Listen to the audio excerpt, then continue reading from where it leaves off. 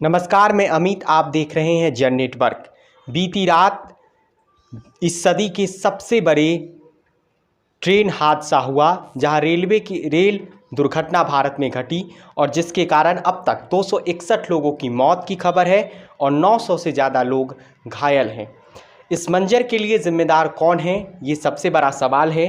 किसी के घर का चिराग बुझा, किसी का परिवार मिटा, किसी की बेटी की चीख निकली, किसी की माँ का दम टूटा, किसी के पिता का साथ छूटा और वे आंकड़ा लिख रहे हैं। प्रधानमंत्री नरेंद्र मोदी फिलहाल बालासोर पहुंच चुके हैं, ओडिशा, जहां ये हादसा हुआ। रेल मंत्री भी पहुंचे हैं, ओडिशा के मुख्यमंत्री भी पहुंचे हैं, जहां घायलों से मिल रहे हैं। राहत और बचाव का कार्य जारी है।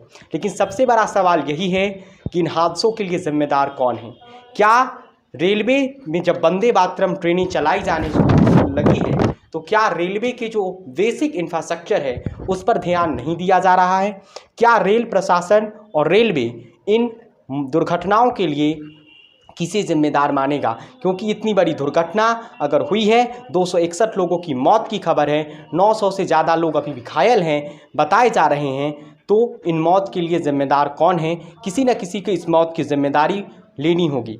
27 नवंबर 1956 को तमिलनाडु के अरियालपुर ट्रेन हादसा हुआ, 156 लोगों की मौत हुई और तब देश के रेल मंत्री रहे लाल बहादुर शास्त्री ने इस्तीफा दिया था। 2 अगस्त 1999 को असम में ट्रेन हादसा हुआ और ट्रेन हादसा के वक्त नीतीश कुमार उस वक्त रेल मंत्री हुआ करते थे और 142 लोगों की उसमें मौत हुई थी और ये 290 लोगों की उसमें मौत हुई थी और जिसके बाद नीतीश कुमार ने रेल मंत्री के पद से इस्तीफा दिया था। रेलवे के हादसों में मारे गए परिजनों के प्रति परिवारों को 10 लाख रुपए, गंभीर रूप से घायल परिवारों को 2 लाख रुपए और मामूली रूप से घायल को 50,000 रुपए की आर्थिक मदद का भरोसा दिलाया। प्रधानमंत्री नरेंद्र मोदी अब से कुछ देर पहले बालासोर पहुंचे और उन्होंने कहा कि कल शाम को एक भयंकर हादसा हुआ, असहनीय वेदना मैं अनुभव कर रहा हूं।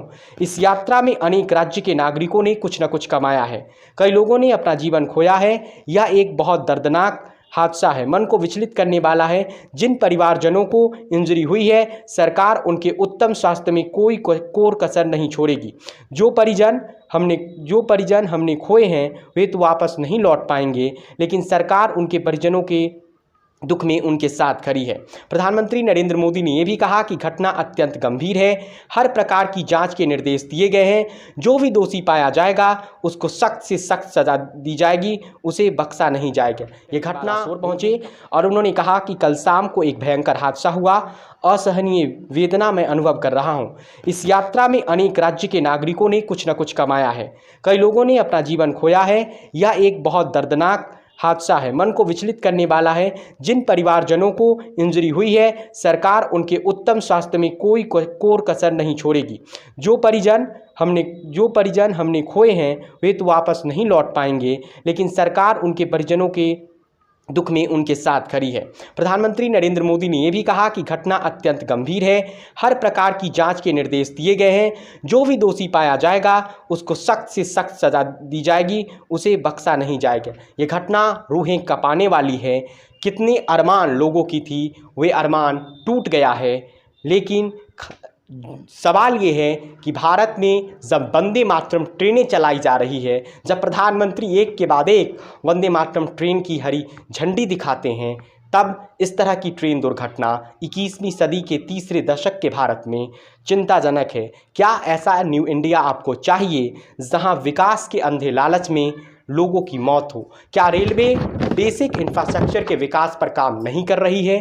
और इन हादसों के लिए रेलवे कि कौन कौन अधिकारी दोषी हैं, उनकी जवाबदेही तय होनी चाहिए, उनके खिलाफ सख्त दंडात्मक कार्रवाई होनी चाहिए। और क्या नैतिकता के आधार पर रेल मंत्री अश्विनी वैष्णव इस्तीफा देंगे, ये भी सवाल होगा। विपक्ष की ओर से भी इस घटना पर प्रतिक्रिया आई है। कांग्रेस के अध्यक्ष और राज्यसभा में नेता प्रतिपक्ष मल्लिकार्जुन खड़गे ने इस घटना पर कहा है कि ये घटना प्रधानमंत्री और रेल मंत्री से कई सवाल पूछ रहे हैं, लेकिन फिलहाल हमारी प्राथमिकता है कि राहत और बचाव का कार्य हो। पूर्व रेल मंत्री और पश्चिम बंगाल की मुख्यमंत्री ममता बनर्जी ने भी रेल हादसों पर सवाल उठाए हैं और पूर्व रेल मंत्री लालू प्रसाद यादव ने भी रेल हादसों पर के बाद प्रधानमंत्री पर निशाना साधा है। रेल हादसा सबसे बड़ी है और ये इस बहुत बड़ी रेल दुर्घटना है इतिहास की।